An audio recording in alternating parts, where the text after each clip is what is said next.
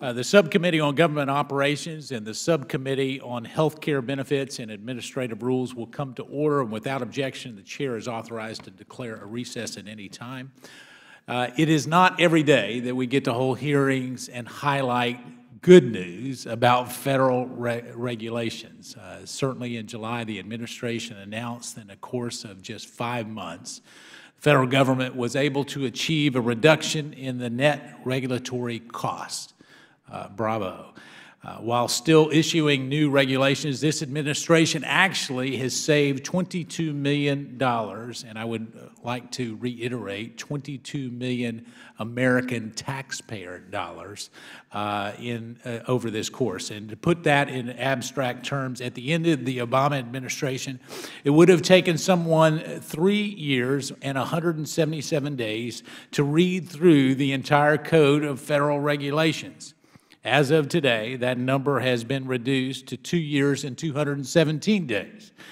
This amounts to an over 25% decrease in the size of the CFR.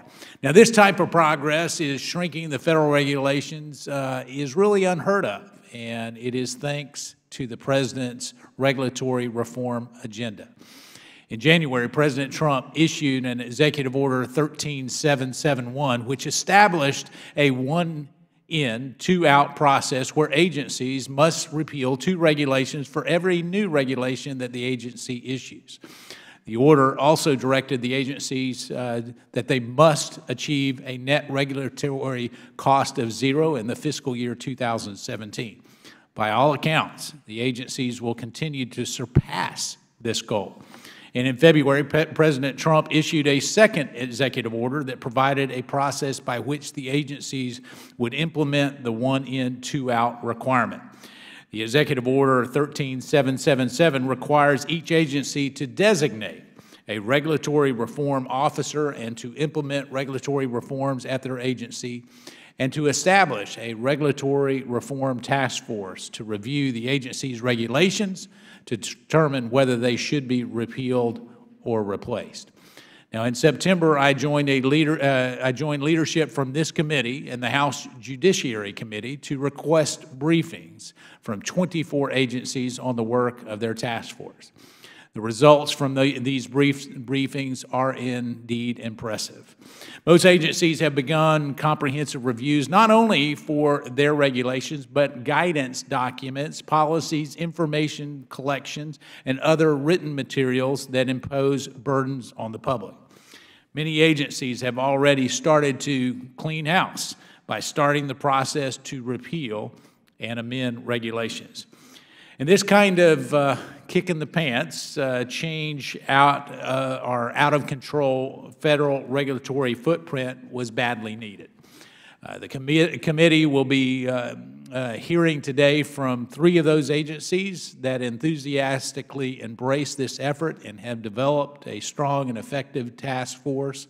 We look forward to you sharing some of your best practices with the committee today, and others seeking to do the same in their agencies. We will also hear from a panel of regulatory experts to understand how these changes have been seen in unprecedented levels of regulatory relief and what the process means for the future of the federal regulatory state. I look forward to working with my colleagues on both sides of the aisles to consider how we can support and improve upon this effort. I'd like to thank each of you for being here today as witnesses and for your valuable work on this particular area. We look forward to hearing from you and seeing where this work takes us. We are waiting on the ranking member at this particular point, and so what I would do is we will go ahead and actually swear in our witnesses if we could at this point.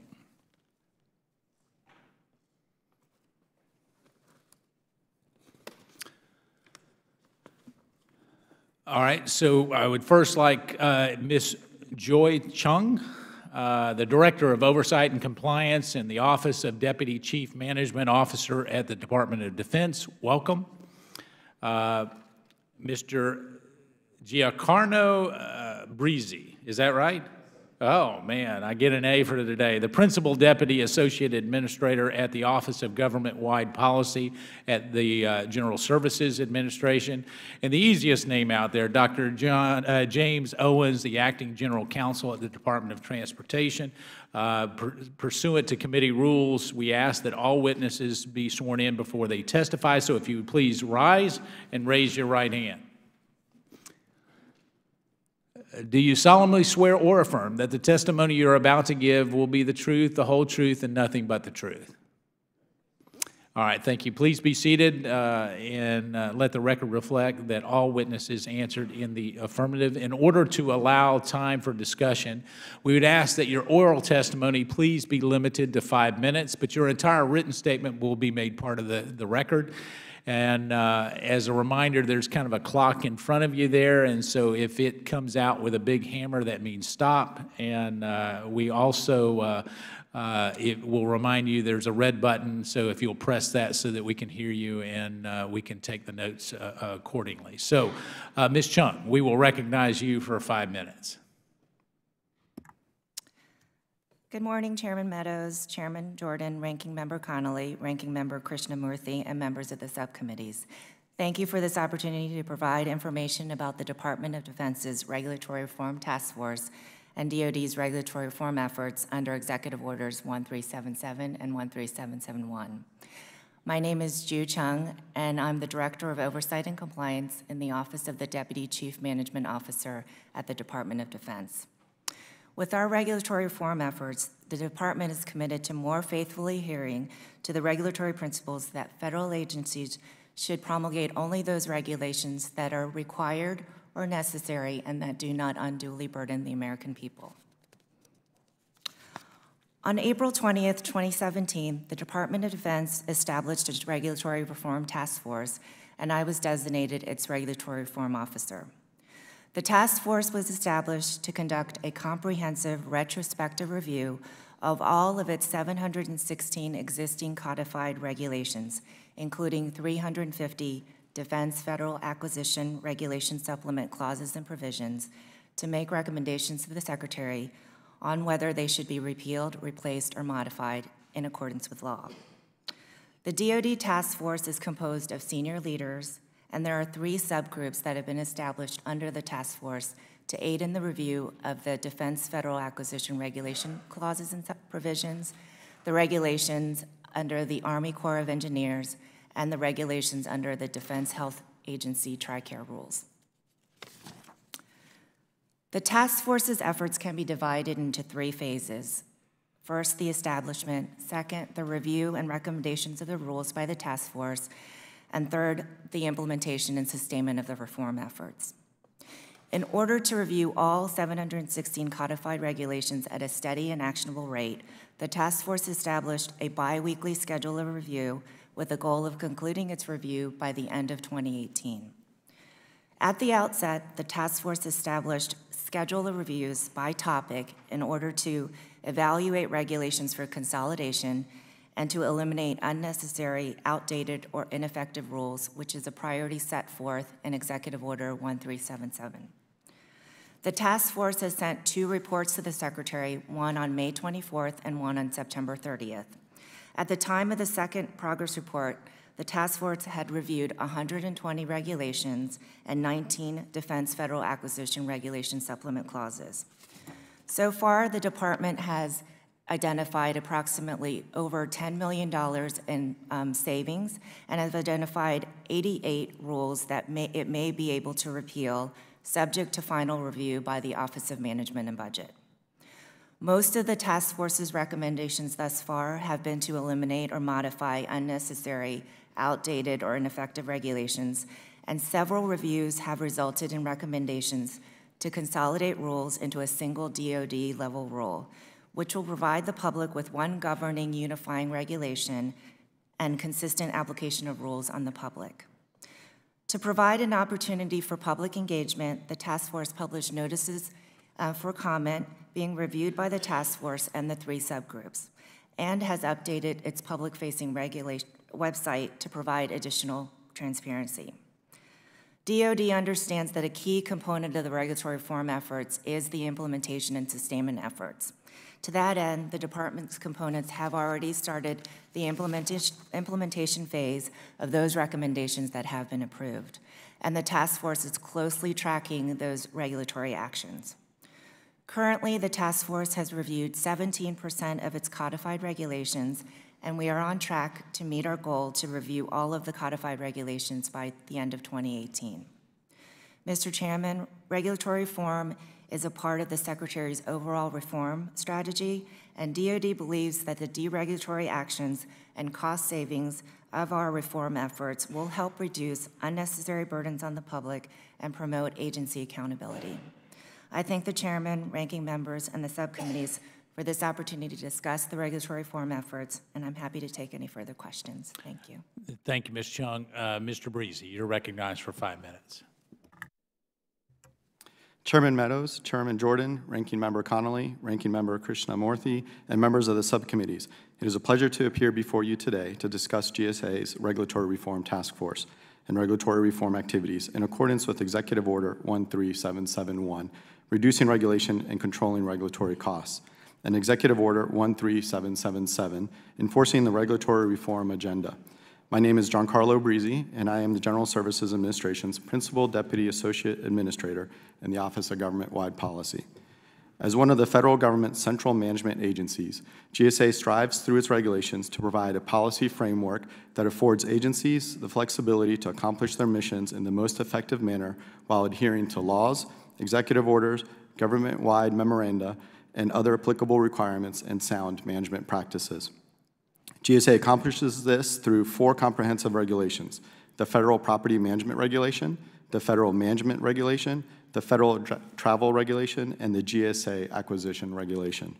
Building on the intent and spirit of the executive orders, GSA expanded the scope of its review to include non-regulatory policies and practices. This provides an opportunity to review GSA's day-to-day work activities that will lead to better service for our customer agencies and ultimately the American people.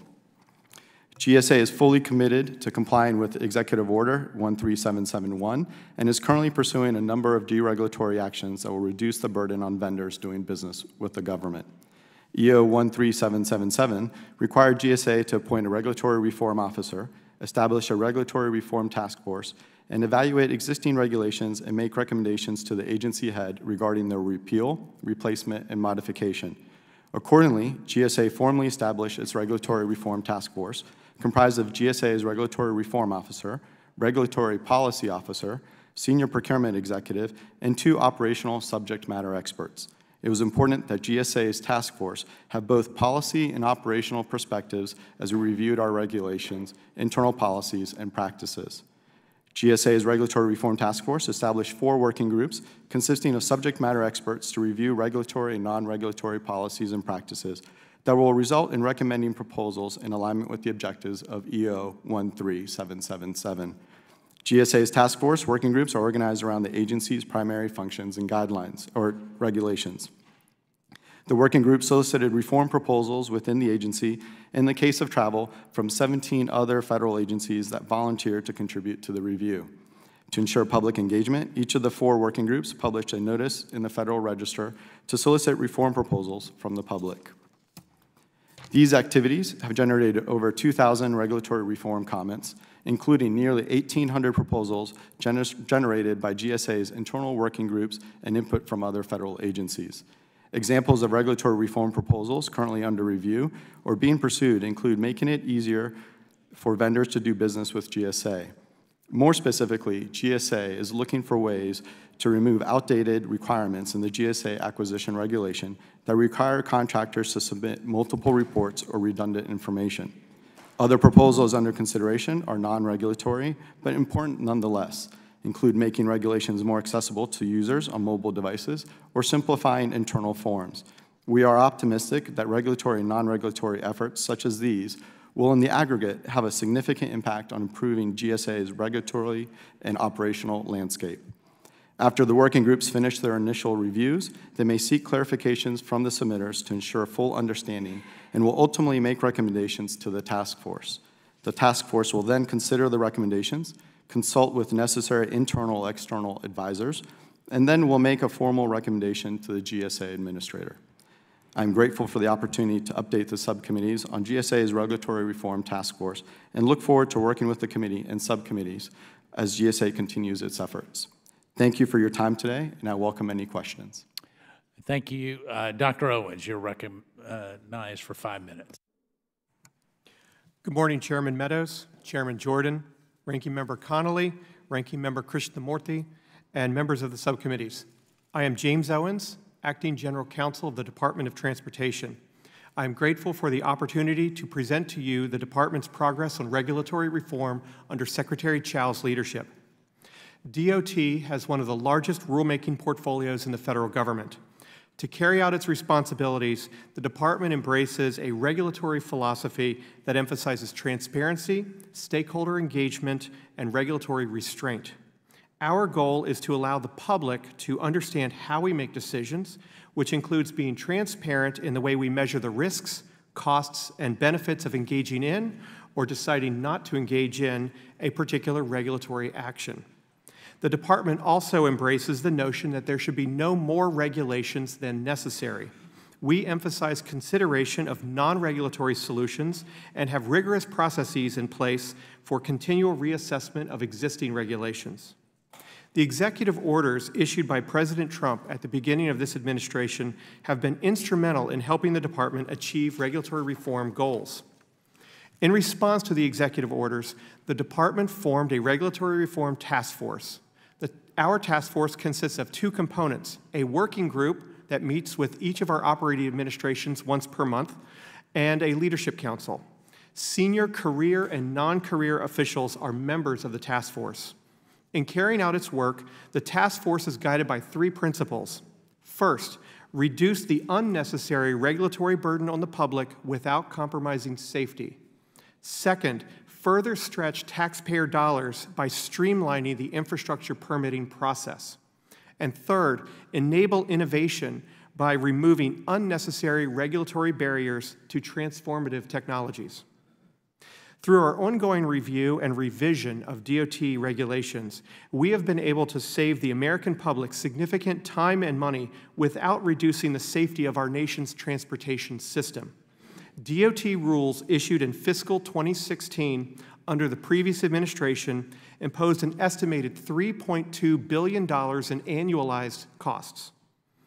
In contrast, rules issued under this administration in fiscal 2017 resulted in approximately $21.9 million in annualized cost savings.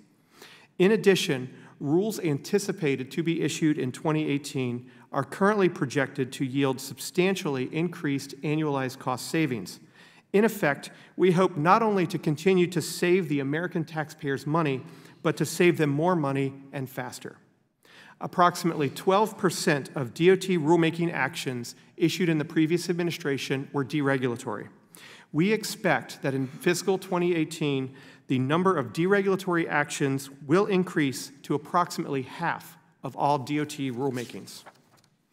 One of the Department's goals in reducing regulatory burden is to streamline the permitting process to further stretch taxpayer dollars by enabling faster, better, and more efficient infrastructure development.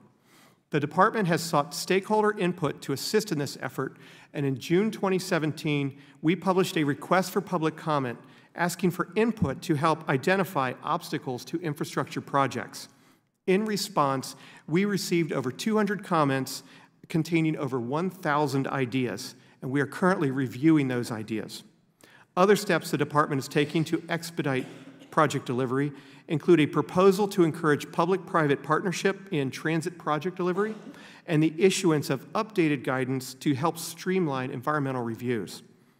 Another of the Department's goals in reducing regulatory burden is to enable innovations that will transform transportation. We believe that the transportation of the future will be better, faster, cheaper, and safer than it is today, and we are eager to do what we can to make that a reality.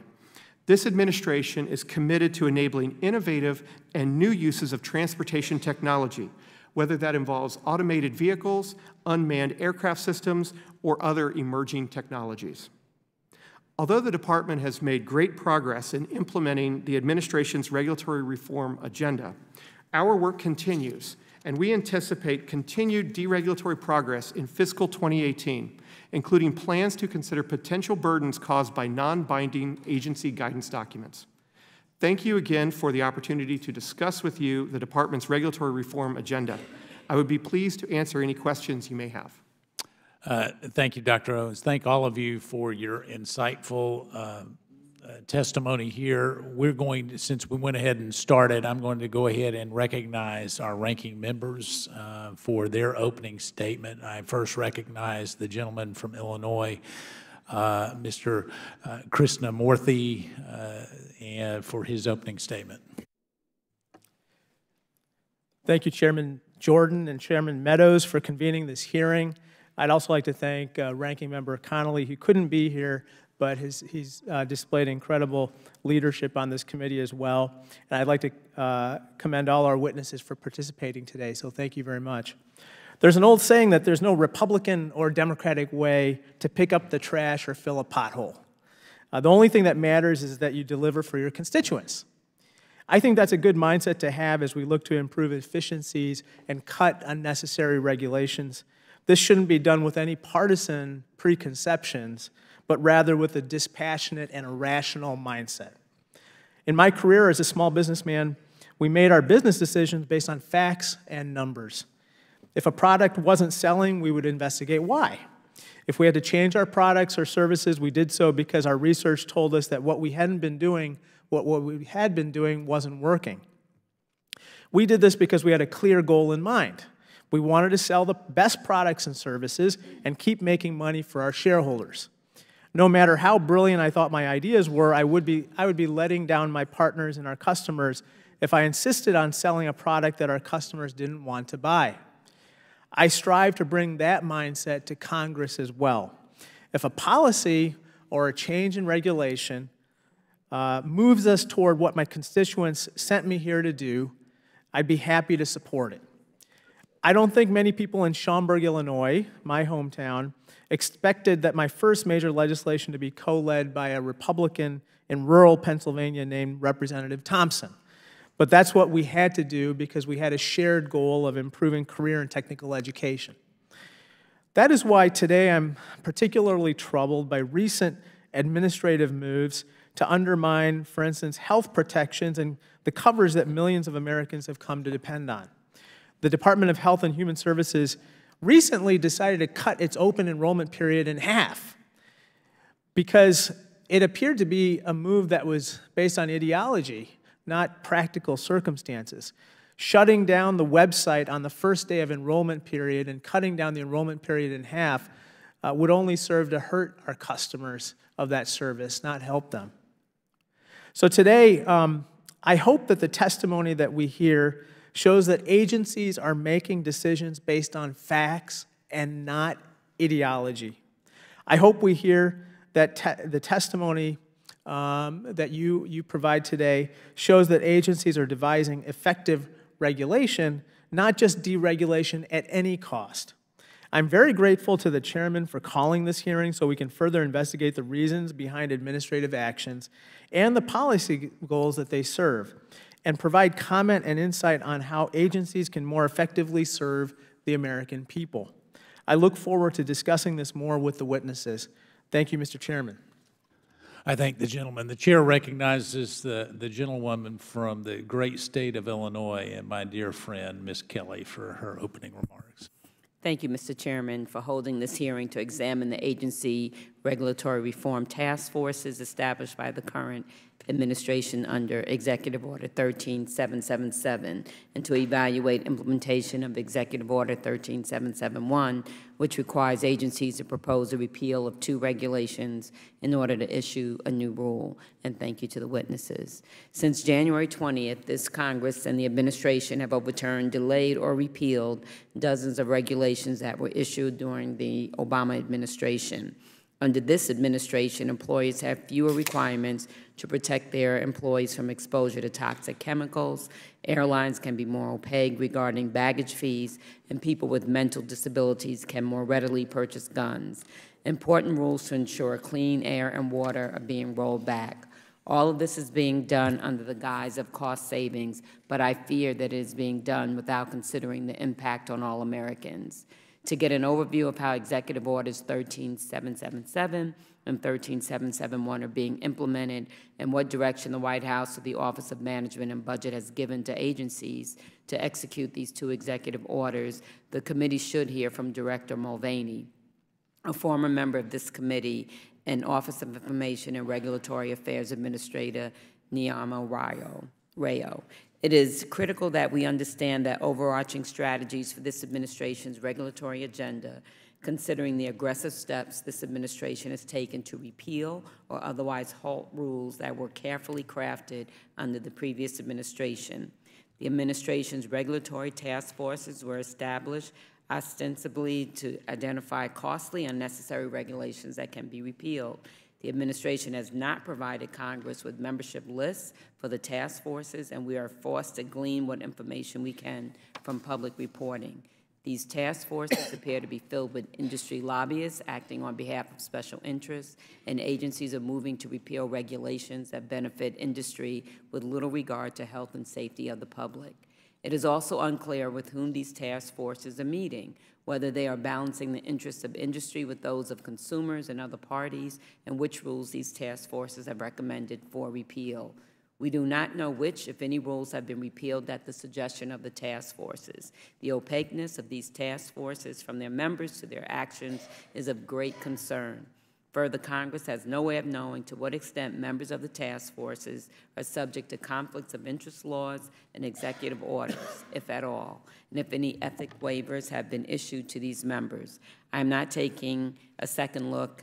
I am not against taking, a second look at the regulations. There may be some that need to be repealed and some that need to be strengthened. However, any regulatory action undertaken by agencies must be done in a transparent manner with public input from all stakeholders, not just those who would benefit from a regulatory repeal. Congress must be assured agencies are not repealing existing regulations at a cost to the health and well-being of Americans. I look forward to hearing from our witnesses today and thank the chairman again for holding this important oversight hearing. I thank the gentlewoman.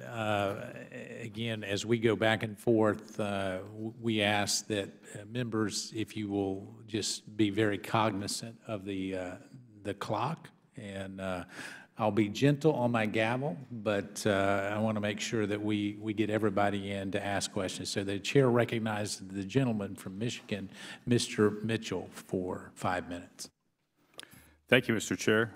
And there you go. Any hope of a bipartisan committee meeting just went by the wayside.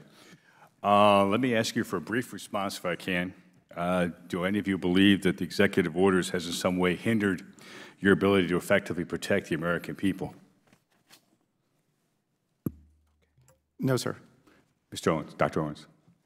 No, sir. Ms. Chung. No, sir. So, to be clear, you don't believe the executive order to clean up outdated duplicative regulations has somehow put the American people at massive risk of in some form. We're good on that point, right, at this point? The task forces are required to review regulations on a variety of broad categories, including eliminate jobs or job creation, to look at the cost-benefit analysis, deal with duplicative regulations. Have your agencies created additional criteria by which you look at what regulations you're going to consider? How else are you analyzing those? We have not created new additional considerations. We continue to look at the traditional cost-benefit analysis in determining which rules to move forward with and which rules not to move forward with. Mr. Brissy? Sir, we have not changed the criteria, though we have added new criteria for which we look at not just regulations. We're doing a much more comprehensive review to include internal policies and practices. We want to make sure that we can target things that have a high impact with relatively ease in implementation. So there are a number of factors that we look at. You refer to high impact, Mr. Brissy. Give me a better definition of high impact, please. Yes, sir.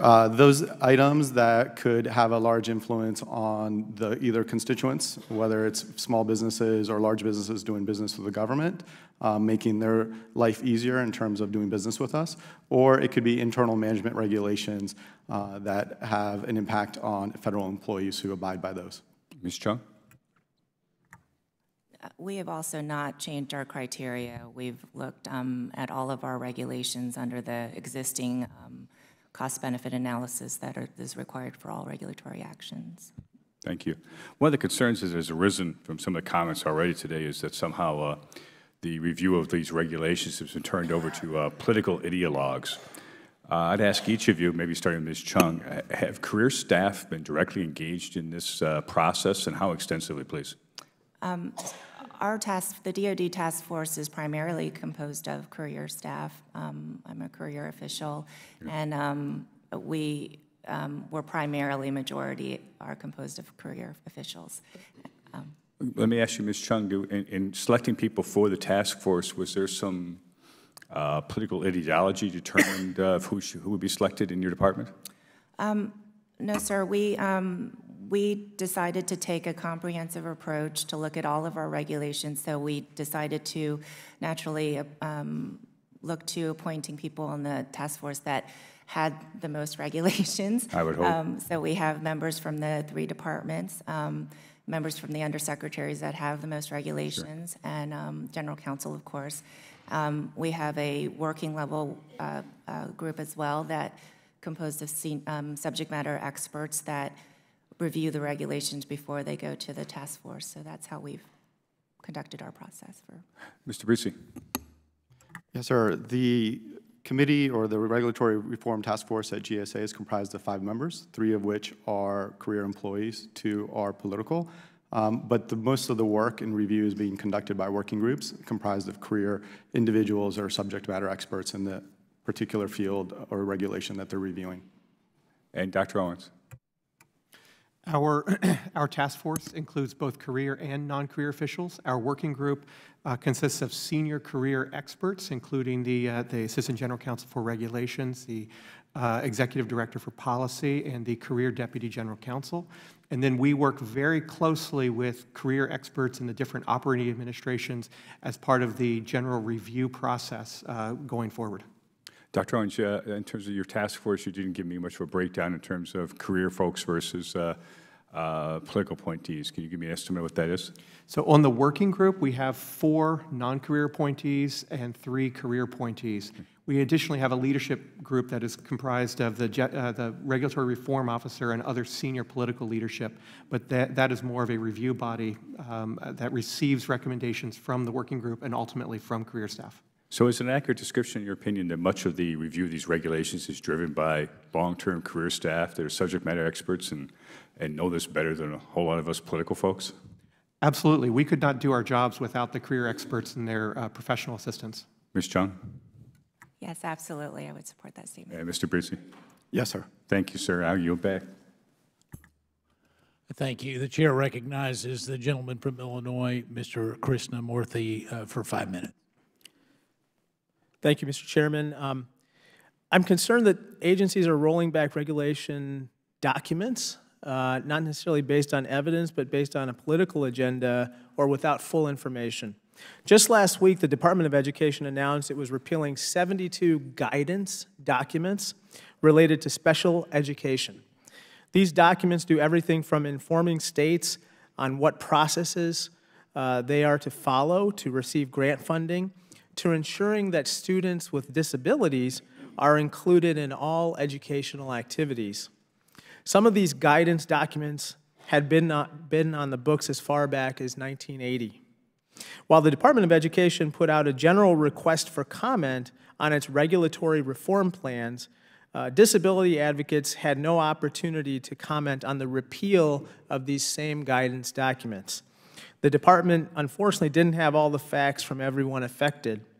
I would like to ask each of our witnesses here today a similar question. Ms. Chung, is the Department of Defense repealing or considering the repeal of any guidance documents And if so, are you going to issue a notice for comment in the Federal Register to allow all interested parties to comment if you are planning to repeal any guidance documents? Sir, while reviewing internal guidance documents is not a part of this DoD's regulatory task force purview, the department is considering those, and I'm happy to take that back for the record and provide you additional information on the process. Yes, thank you, Ms. Chung. Mr. Breezy, is the GSA repealing or considering the repeal of any guidance documents? I'm not aware of any repeal of guidance documents, though anything that were to come to consideration before the task force would be considered, discussed, and we would engage with stakeholders, whether it's other federal agencies or industry groups, as to the perspective or impact it may have on those individuals. So you would issue a notice for comment in the Federal Register to allow all interested parties to comment if you intend to repeal any guidance documents? It would either be through a Federal Register notice or some other means, whether it's Industry Day or some type of public engagement with those individuals. Not sure whether it would be a Federal Register notice, but some type of engagement. Dr. Owens, a similar question. Is the Department of Transportation repealing or considering the repeal of any guidance documents, sir? We're at the very beginning of our review of guidance documents. We want to be sure that all guidance documents that have been issued by the department or will be issued in the future are in compliance with statute, including the Administrative Procedure Act. We want to make sure that we are not creating new law through guidance documents. We also are undertaking a review of our guidance documents, and where we determine that the guidance document may stray beyond the legislative requirements, we will put that out for notice and comment. We are also ensuring that significant guidance going forward will be put out for notice and comment before it would come into effect. Got it. So if you do intend to repeal any of the guidance documents, you will put it out for notice and comment in the Federal Register? That would be my expectation in most instances. There are obviously minor guidance documents such as changes of forms and the like that would not rise to the level of going out for notice and comment, but certainly anything that is significant we would expect to seek public input. I'd like to, thank you.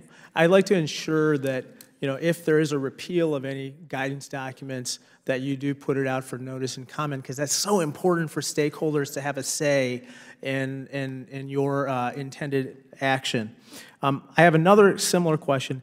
Ms. Chung, what is the Department of Defense doing to ensure the public has an opportunity to comment on changes to regulations undertaken by your regulatory reform task force? Sir, the department has published notices for comment for all of the reviews that the task force is conducting. We have received, and published notices for comments for the subgroups regulations that we're reviewing.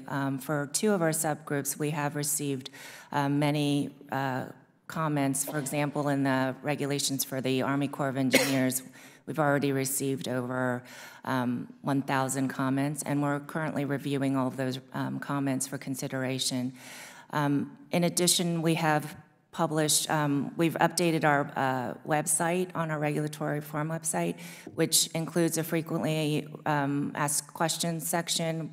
We have our most recent reports to the Secretary published. We have our membership list. We have our various documents explaining our process and our terms of references on that website. Got it. Mr. Breezy, can you answer the same question, and then Dr. Owens? Yes, we have published Federal Register notices seeking comments on our 4 regulations. We have received a number of those comments and are going through the review process. Should it result in any type of change to a particular regulation, we would go through the regulatory process and do a Federal Register notice for public comment. Got it. Finally, Dr. Owens. So over the summer, we published a Federal Register notice soliciting public comment on infrastructure improvement. We received over 1,000 ideas pursuant to that solicitation. A couple of weeks ago, we put out another Federal Register notice soliciting public comment on regulatory reform generally, and we are looking forward to receiving those comments. In addition, any substantive action the department takes on rulemaking will go out for notice and comment pursuant to the APA. Thank you very much.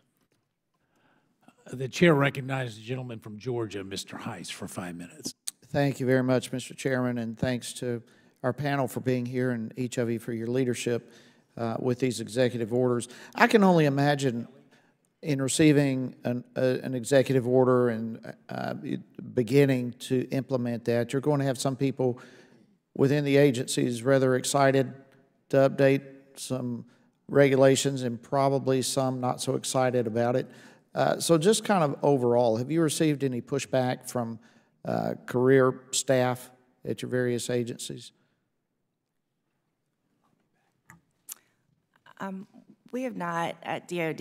I think what has resonated very nicely with the DOD workforce is explaining why these regulatory reform efforts are should be undertaken. And so going back to the regulatory principles and the philosophy has really resonated with the workforce. So we have not received any pushback.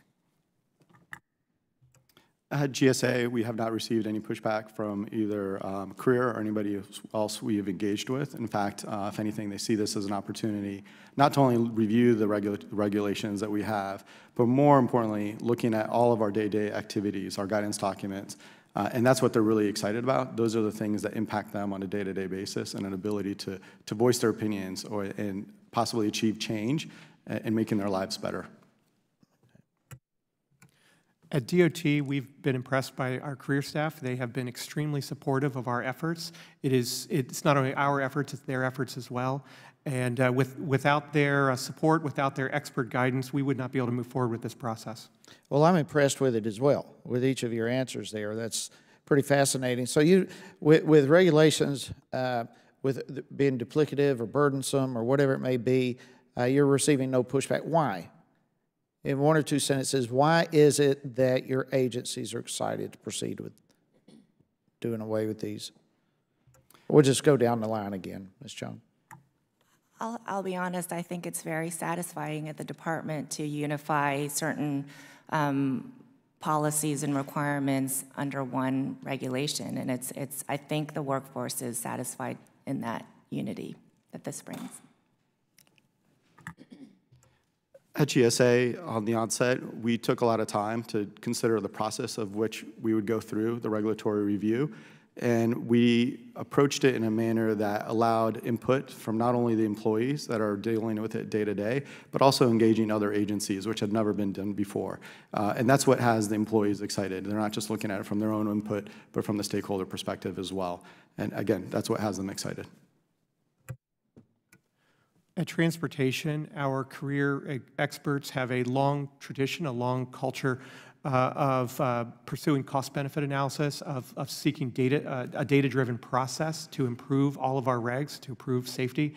And so as we have been working with them and they understand that we are working through and following the sound science in all of our analysis, we have extreme support from them.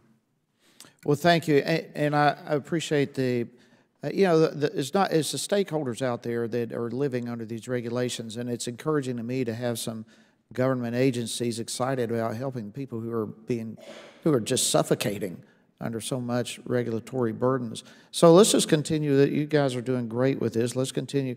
As far as the transparency to the public, are your changes online, or are there plans to put them online for the public to see? Yes, sir. Our regulatory reform efforts are on our website, our regulatory reform website, and our recommendations to the secretaries or reports are on the website.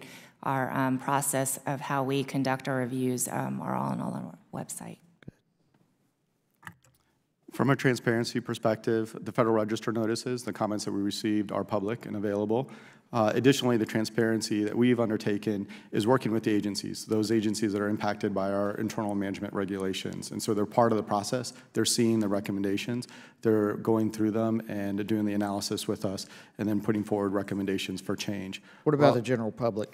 We're also engaging stakeholders, such as small businesses and large businesses, those who do business with the government, such as Reverse Industry Day, where they came in, walked us through what they're doing when we're going through the acquisition process. And that input was extremely valuable in us looking at what we're doing, how we could possibly shape it to improve it for them.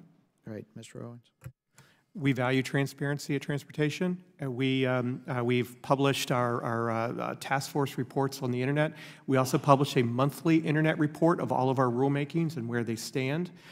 We also have continual outreach to external stakeholders and to the public. We want to solicit all good ideas, and we want to make sure the public is engaged in our process. Well, again, thank you very much for what you're doing, and I'll yield back, Mr. Chairman. Chair recognizes Ms. Kelly for 5 minutes. Thank you, Mr. Chair. I'm concerned that the Executive Order 13771, which requires the repeal of 2 rules for every 1 rule issued, will impair the health, safety, and welfare of the American public. The Executive Order does not apply to, and I quote, regulations issued with respect to a military function. Ms. Chung, why was this provision added to the Executive Order? I believe that is an exception as well in the Administrative Procedure Act, and so the executive order was following that line of rationale. But you don't know the rationale? It's an exemption under the Administrative Procedure Act. It seems that the President did not want to impose heavy deregulatory burdens on the military. Ms. Chung, is all of the Department of Defense exempted from Executive Order 13771, or are some things it does affected by the order?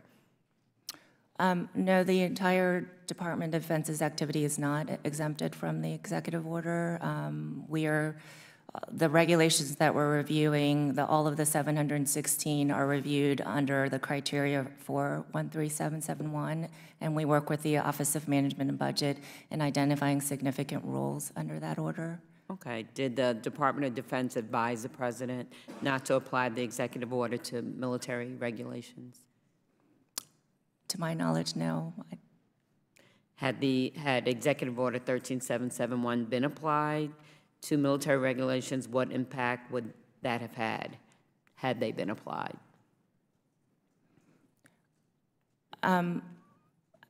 So currently, when we look at the rules under 13771, there could be an exemption that applies to the regulation as being exempt as a military function.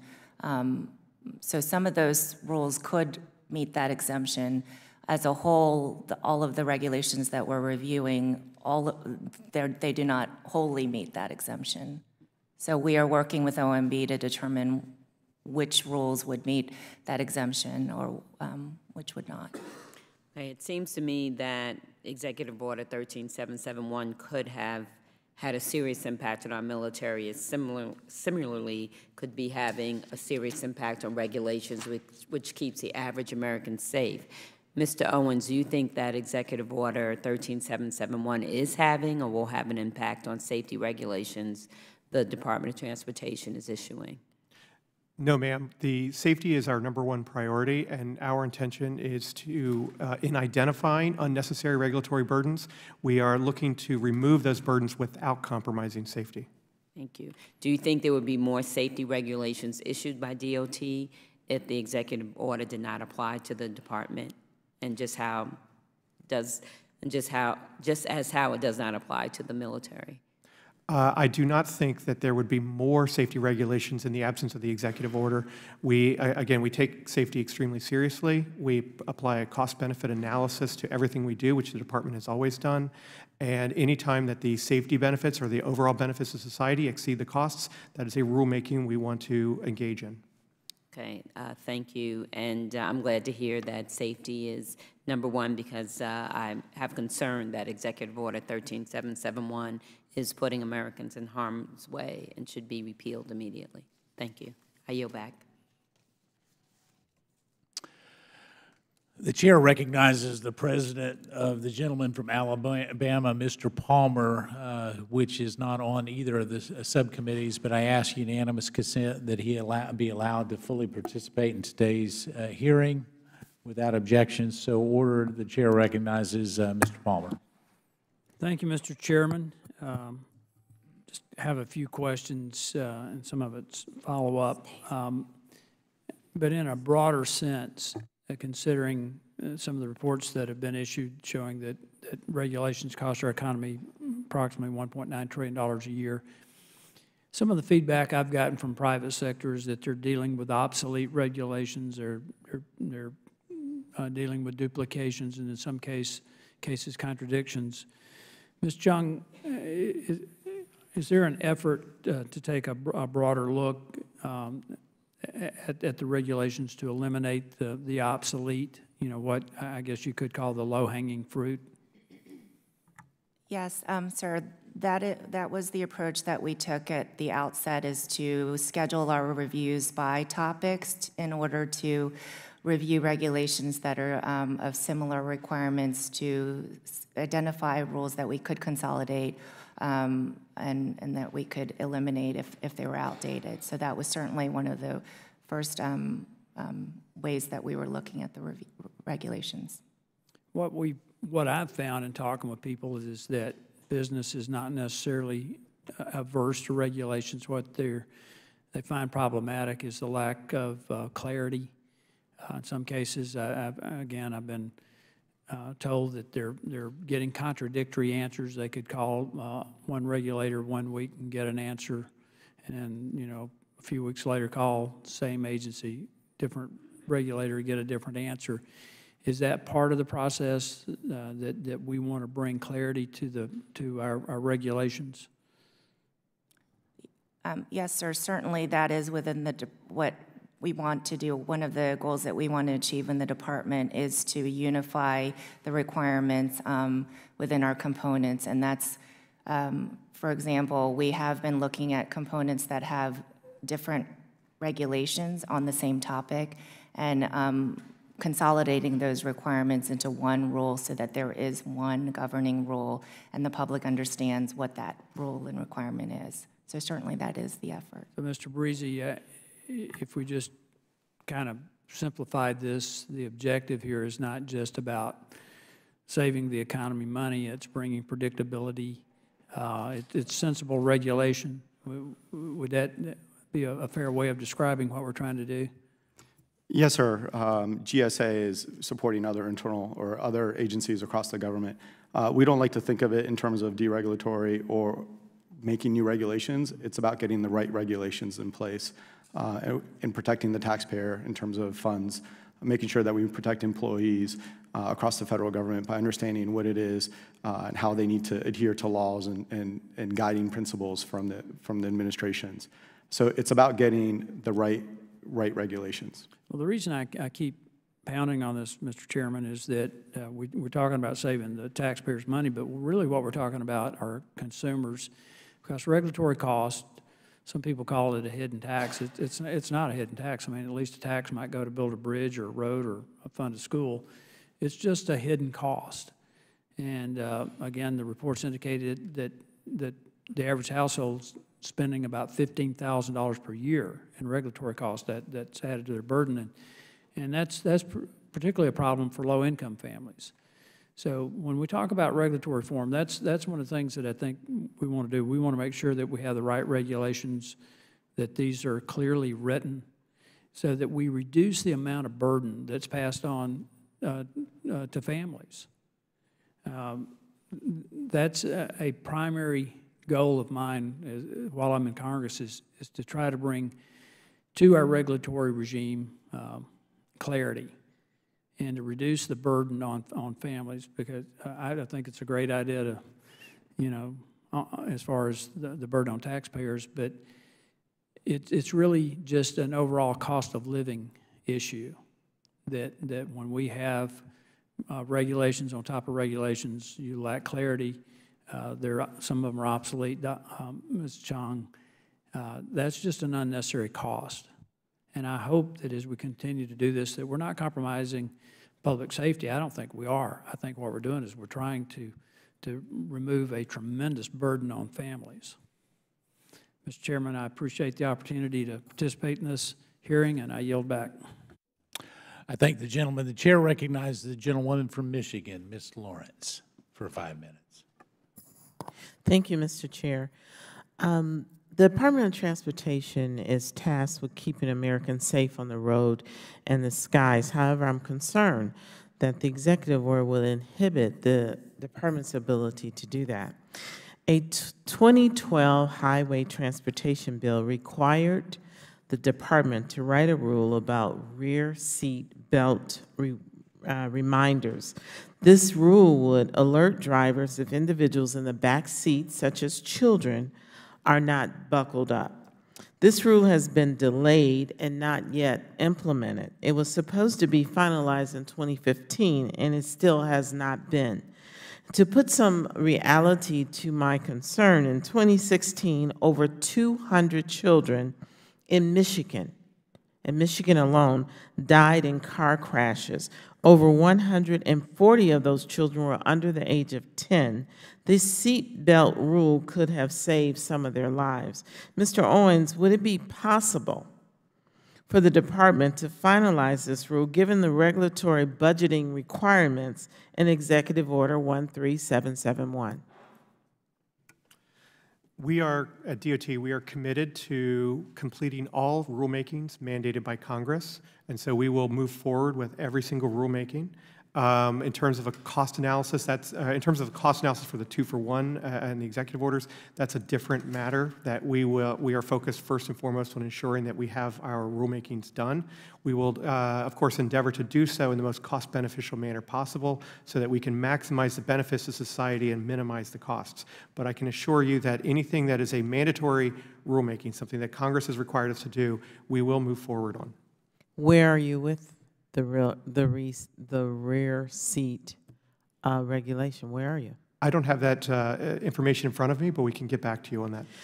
So, Mr. Owens, when the Department of Transportation Task Force is undertaking a review of regulations, is it looking at ways to improve public safety, or is it just looking at reducing the regulatory burdens? And my concern is that in your quest, and you've outlined eloquently, all three of you, how all hands are on deck, and this is a full department engagement, but yet still we have a mandate from Congress that has not been fulfilled. So please tell me, is it one or the other, or what is happening here? Is it improving safety, or is it reducing the regulatory business? And when you answer this, please be honest, because my concern when so many of the people from departments come, you'll say what you think will be nice to hear. If you don't have the manpower, because I'm concerned, 2015 and we still haven't achieved it, and lives are being lost as a result of rear seats not being mandated for children and others, but yet still you sit here so eloquently talking about how engaged you are in the regulatory reform. So please answer that question for me. Thank you. We are committed to safety. As our Secretary has said on many occasions, safety is our #1 priority at the Department of Transportation. We are committed to moving forward with all safety rules that are going to create significant benefits for society. So, but you have not fulfilled the requirement that I'm speaking of. I can't speak to what occurred in the prior administration, but I can tell you that right now we are looking at every one of the rules that has been mandated by Congress, and we want to move forward with them, and we're conducting the analysis necessary to ensure that we can do so in the best possible way. That's not really an answer, Mr. Owens. Answer that question. When you're all engaged with the regulatory burdens, reducing them, and improving safety, are those two different lanes? Are they combined so you do one or the other? And do you have the manpower, I'm asking that again, to fulfill this? Because I don't want this rule to continue to sit and you're very excited about looking at regulatory business, which if you protect the employees, updating regulation, creating efficiency, and reducing costs, I'm all for that. But I am extremely concerned about safety issues, and you're not complying in a timely manner. Thank you. There is no conflict between the EO and safety. We are able to pursue both. I can't speak to our manpower resources, but I can say that we do have resources to move forward. I certainly share your understanding that rulemaking can take, under the APA, can take a very long time. But I can assure you that we are moving forward with all of our mandatory rulemakings with all the energy we can. I would think, Mr. Chairman, that while we're looking at reducing cost and creating effectiveness, effectiveness means timely response to safety concerns and clearly mandates that you've already received from Congress. Saying it's a long time is not acceptable to me, so that should be one of your top priorities because it does impact safety. Thank you, Mr. Chairman. I thank the gentlewoman. The chair recognizes the gentleman from Iowa, Mr. Blum, for 5 minutes. Thank you, Chairman Meadows. Thank you to our panelists for being here today. Appreciate it very much. I'm a small businessman from the private sector for the last 30 years of my life, so the private sector feels the brunt of over-regulation, and that's why these two executive orders from the President are exciting to me, and I know very, very well received in the private sector. I have a it's kind of a philosophical question, I guess, for each of you. Why does it take an executive order for our agencies to take a regulation, even one, off the books? You know, Ronald Reagan often said the closest thing we have to eternal life on this planet is a government program or a government regulation. Why does it take an executive order?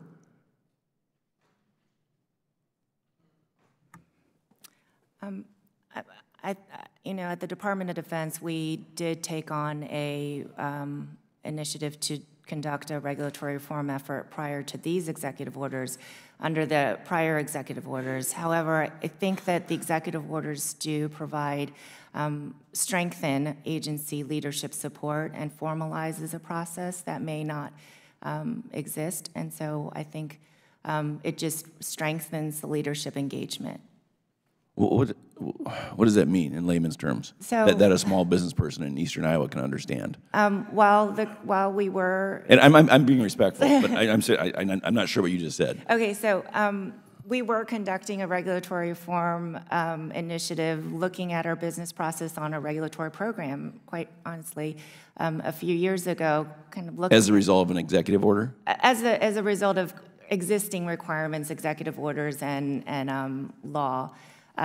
When these executive orders were issued, it really strengthened the agency leadership and galvanized the workforce and formalized the reform efforts into a task force. So I think so it takes an executive order to strengthen the agency's leadership. I'd say that isn't leadership. If it takes somebody in the Oval Office to say, you shall do this, that's not leadership. That's just following orders. That's being a good foot soldier, correct? People in the real world don't understand this. Why it takes executive orders, why it takes the President of the United States to say, take a regulation off the books. Mm-hmm. Is there no incentive to do it? No. We were looking at our regulations to see if they were unnecessary and outdated. Looking's fine, but and putting in them and reviewing them and putting them into process. But yes, sir. It does. Sometimes executive orders do strengthen the leadership and commitment to it. Sir? For GSA, we have always been looking at our regulations and looking for improvements and ways we can make them better, stronger, easier. So we have conducted reviews, and in fact, a lot of various regulations have been updated because of those internal reviews. I would say, in particular with this executive order, it did bring a new level of enthusiasm, if you will, and brought it up to the forefront in terms of reviewing the regulations. But I would also add that we kind of approached it in a different manner in that we just didn't look at our regulations, but also seized upon the opportunity to look at our internal procedures, policies, and ways that we can change and make it easier. Is there awareness within government of what these we all want clean air, clean water, all these types of things, but is there an awareness within an agency of what this does to people out there trying to make a living, trying to meet their payroll, trying to provide for their families? Is there an awareness of it? Just be honest. For GSA, I believe that there is an awareness. We do interact with industry a lot. They do come in and speak to us with regards to our regulations and how it does impact them. As also, anytime we do make any updates to any regulations, past or present or future, we do announce them on the Federal Register. We do get public feedback and engage. So there is awareness. We don't always necessarily act on it because we have to weigh different factors, but we do engage and get that input from. I'm glad to hear you engage. That's good. Dr. Owens. I think the Department of Transportation, it's fair to say, has had a long history of applying what's called retrospective regulatory reviews and has long tried to clean up its regulatory structure. I can say that with the new administration, with those of us who joined in January and later, whether or not an executive order had been in place, we would have been making moves to improve and reform our regulatory state, including removing unnecessary regulations where possible. Without the executive order. Yes, without this process was already moving. The executive order came very early in the administration, so those of us who joined at that time, we didn't have a lot of time to get institution up and running. But I think it's fair to say that whether or not the executive order had been issued, we at DOT would have been pushing forward with an effort to ensure that we're removing unnecessary regulations. Based on history and based on the past, most folks would not believe, out there in the real world, would not believe what you just said. Because we don't see it in the private sector. We don't see that at all. So I'm glad that your agency is having the private sector come in and you're listening to them in the GSA. And I would encourage all agencies to listen to the folks that pay our salaries. I yield back the time I don't have, Mr. Chairman. I thank the gentleman from Iowa. The chair recognizes the gentlewoman from New York, Ms. Maloney, for 5 minutes. Thank you so much, Mr. Chairman. And I'd like to ask Mr. Breezy, the procurement policies that you've put out saying that the GSA is reviewing its procurement policies for outdated regulations. And as I understand it now, you put out a product you need or say what you need, and you have competitive bidding coming in, and then you make a decision of what is the lowest qualified bidder. But you're going to change this, the proposal that was in the 2018 National Defense Authorization, Section 801, would require GSA to establish online marketplaces for the procurement of commercial goods. And I don't quite understand what you mean. In other words, what do you mean by that? In other words, you tell me, what do you mean by that? I personally cannot speak to that particular legislation or what it's trying to achieve. I certainly can look into it, but I would say certainly we want to engage industry, and we do want to get competitive bids and make sure that when we procure something from the public, that we take in consideration taxpayer money and get the best value possible for the government. Well, in the bill, in the online marketplace provision, it says that any procurement of a commercial product through the marketplace, and I'm quoting here, shall be made under the standard terms and conditions of the marketplace, and the administrator shall not require an online marketplace to modify its standard terms and conditions. So, for instance, suppliers are required to have a unique identifying number and to agree to certain conditions regarding payment and timing. So does the GSA propose to reconcile these existing requirements with the language of the proposal that would prohibit modification of the online marketplace's terms and conditions? Again, I can't speak to that particular provision or the legislation that's being proposed, but once, if enacted, we will certainly update and look at our regulations to make sure that they're compliant with any legislation that is passed. Well, I'd like someone from your office to come over and explain this new National Defense Authorization rule, because the procurement for the Defense Department is absolutely huge. And personally, I like the open bidding practice that says what they need and lets the marketplace respond to them. And this appears to mean that they're going to allow them to purchase online, is how I'm reading it, I could be wrong, instead of going through the competitive bid process. And I don't know if I think that's a good idea. If an online product wants to respond to an RFP or product request from the government or from the Defense Department, then they can do so. Why in the world do we have to change the online ordering programs and say that they can't modify the terms and conditions? I really would like a clarification on it. Yes, ma'am, we would be happy to provide that. Okay. And can anyone else comment on the rule? Are you familiar with it, Ms. Chung or Mr. Owens? No. I'm not. If the gentlewoman would yield, actually, we had a hearing on that. We'll be glad to get your staff a whole lot of information on that particular issue. Well, then maybe you can answer my question. I can't, but I don't want to take up your time, but you go ahead. Okay. I'll yield back. Okay. And I'm concerned about the President's executive orders and what they may have on transportation safety. And a few years ago, the National Highway Traffic Safety Administration requested input on upgrades to the new car assessment program. And this program has been an innovative way to spur improvement and upgrades in the auto industry. Mr. Owens, what is the status of upgrading the NCAP to incorporate new technology to save lives? Every day I read about new ways to save lives.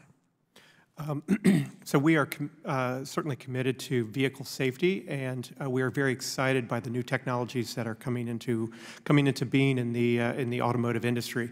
We are evaluating the NCAP program, and we want to ensure that when we update it, it will be updated in the best possible way. Well, is the executive order having any type of impact on the upgrading of the NCAP program? No, it does not. The NCAP program is not a regulation in any event, but it would not have an impact on whether we whether and what kinds of upgrades we would do to this. This is a voluntary program that industry engages in, that industry supports very much, and we want to ensure that consumers have the best possible information available to them. Thank you. All right. I thank the gentlewoman. The chair recognizes himself for a series of questions. So, Ms. Chung, let me come to you. Mr. Blum from Iowa was, I guess, hitting in on some of the why are you doing it now because of an executive order. Would you suggest that the executive order has given more focus to actually reducing some of the regulations, even though it's been part of your ongoing effort because of the executive order? Do you think that there's more of a focus within your agency on reducing regulations? Yes, sir. I do. I think it has focused our efforts into and formalize and institutionalize the process.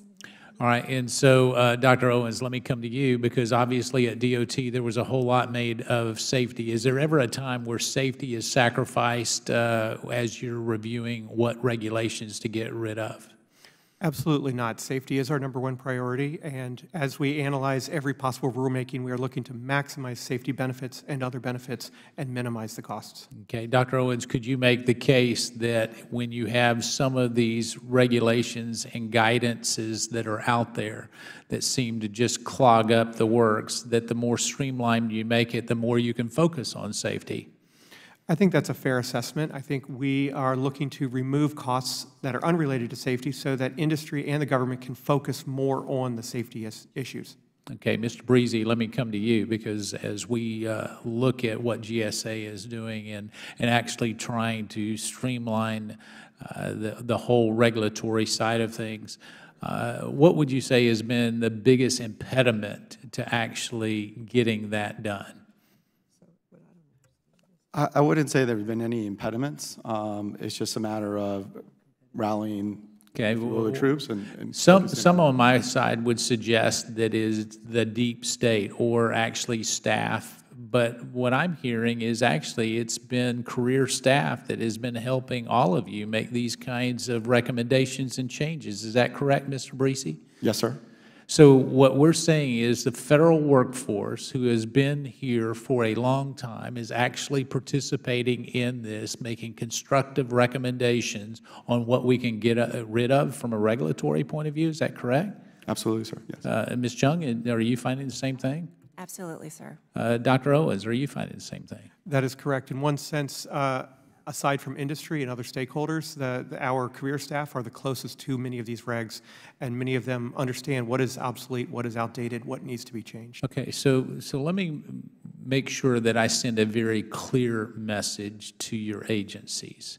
One, thank you for the job that you're doing, and today you're getting the applause not only of members of Congress, but certainly the American people who say that regulation after regulation, many times all it does is puts one regulation on top of another that makes it so laborious that they can't figure out what they should abide by and what they shouldn't. But I also want to thank your agencies, those career federal employees who many times get beat up by members of Congress. And I just want to say, would you share with each one of them that we appreciate the fact that they are taking not only this seriously, but that as they embark on that they're making a real difference, saving millions of dollars. Ms. Chung, one of those, I think you said it already saved $10 million. Is that correct? So eventually that adds up to real money, right? Yes, sir. All right. So will all three of you take that back? Happy to forward that message back, Mr. Chairman. Okay. Delighted to do so. Okay. All right. So let me also in just the 1 minute that I have remaining here. An executive order, Mr. Blum was right, you know, why would an executive order be required? Sometimes I have found that there is not an incentive or an encouragement for those who look at things the way that they've always been done and try to look at them in a different manner. And it is critically important that we let them know that that type of focus is there. I mean, there's a bill out there that we're looking at codifying this executive order in law. Would any of you say that would, if we did that it would sacrifice safety or readiness? I would not believe that would sacrifice safety. Okay. Mr. Breezy? I don't believe that to be the case. Okay. Ms. Chung? I don't believe so. All right. Well, thank you, and I will close with this. Dr. Owens, you were talking earlier about guidance and putting it in the Federal Registry and all of that. I want to give you a chance to clarify your statement because I don't know that you actually meant that, because there is not a statutory requirement to do so. And in publishing, in fact, I think the rules that because when I heard that, it kind of hit very quickly, and I think the rules would suggest that rules of an agency, organization, or procedure, or practice, or interpretive rules, or general statements of policy are not really part of the notice requirement for rulemaking. And so since we still have you under oath, I'm not to put words in your mouth, but I assume that you want to abide by the statute but not make a commitment to go beyond what the statute requires. Is that correct? Absolutely. We will comply with the statute and abide by all rules that apply to guidance documents. All right. Well, thank you. All of you have been very delightful, and at this point, the first panel is excused.